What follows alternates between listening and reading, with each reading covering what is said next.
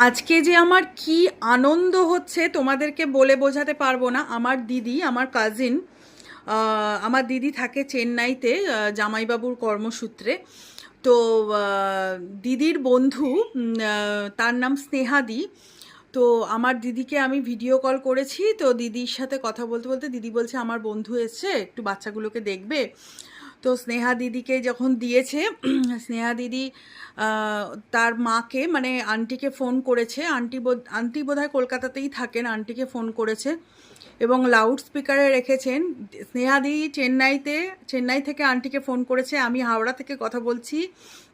Aunty loud স্পিকারে রেখে স্নেহাদিকে বলছে ওকে একটু দে, আমি কিছু বলবো। তো আন্টি আমাকে বলছে যে তোমাকে আমি অনেক আশীর্বাদ করি এবং তো ভগবানের কাছে প্রার্থনা করি তুমি তোমার পরিবারের সকলে সুস্থ থাকো। তোমার এই যে মনটা, যে তুমি বাচ্চাদের জন্য এত করো, বাচ্চাদের এত ভালোবাসো, তোমার যে একটা এত ভালো মন আছে, এর জন্য আমি সত্যিই খুব খুশি এবং ঈশ্বরের কাছে প্রার্থনা করি তোমাকে ঈশ্বর খুব ভালো রাখুন।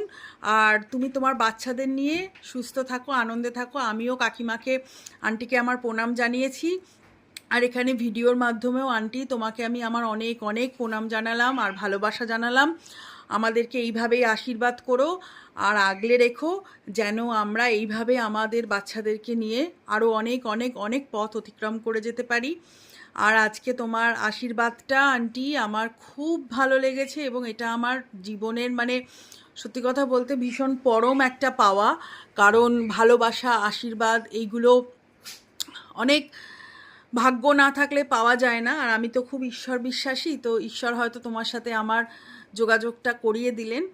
আর অবশ্যই দিদি কলকাতায় এলে আমার দুই দিদির সাথেই একদিন এসো আমার বাড়িতে, বাচ্চাদের দেখে যেও।